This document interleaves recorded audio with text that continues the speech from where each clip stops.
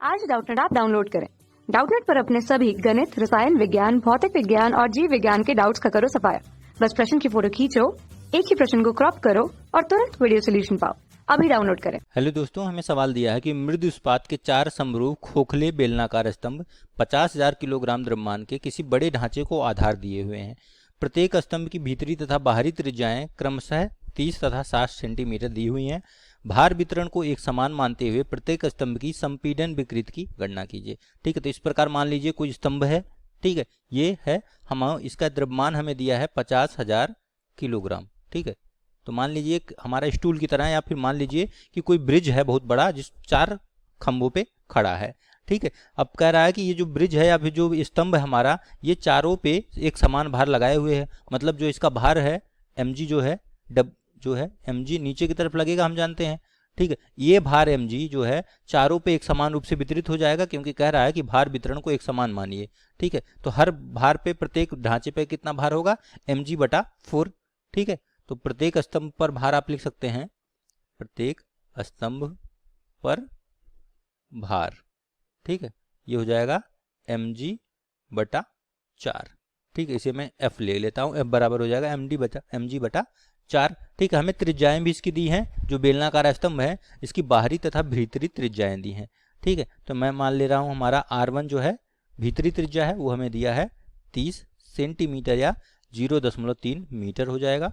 ठीक है, R2 हमारा बाहरी त्रिज्या है जो कि 60 सेंटीमीटर दिया है, यानी कि 0.6 मीटर। 100 से भाग देके इसको मीटर में बदल लीजिए। ठीक है, तो अब हमें क्षेत्रफल पता चल जाएगा, यहाँ से निकाल सकते हैं। ठीक है, तो खोखला बेलन है तो इसलिए इसका क्षेत्रफल क्या हो जाएगा, क्षेत्रफल A बराबर होगा पाई R2 स्क्वायर। बाहर में से अंदर वाली त्रिज्या को क्षेत्रफल को घटा देंगे, पाई R1 स्क्वायर। ठीक है, यानी इसे आप लिख सकते हैं पाई R2 square minus R1 square.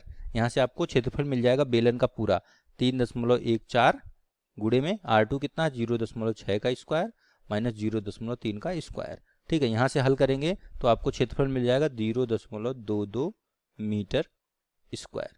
ठीक है, ये हमें हर बेलन का क्षेत्रफल मिल गया। ठीक है, तो हमें निकालना क्या है, संपीड़न विकृति। हम जानते हैं यंग गुणांक क्या होता है, y बराबर हम जानते हैं होता है संपीड़न प्रतिबल।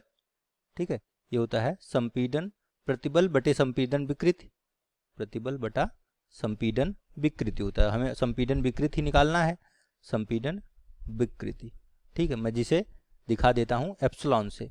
ठीक है, तो यहाँ से प्रतिबल क्या हो जाएगा, ये आपका प्रतिबल को अगर मैं सिग्मा से दिखाऊं तो एप्सिलॉन बराबर हो जाएगा सिग्मा बटा y। और हम जानते हैं प्रतिबल क्या होता है, बल बटा क्षेत्रफल। और बल हमेशा हर स्तंभ पे कितना लग रहा है, प्रत्येक स्तंभ पे mg/4 लग रहा है। ठीक है, तो यहाँ से आपको क्या मिल जाएगा, अगर आप सिग्मा निकालना चाहें तो सिग्मा बराबर हो जाएगा mg/4, साथ में भाग देंगे आप क्षेत्रफल से भाग दे देंगे। m का मान कितना है 50,000 है। ठीक है, गुणे g का मान 9.8 रख लीजिए।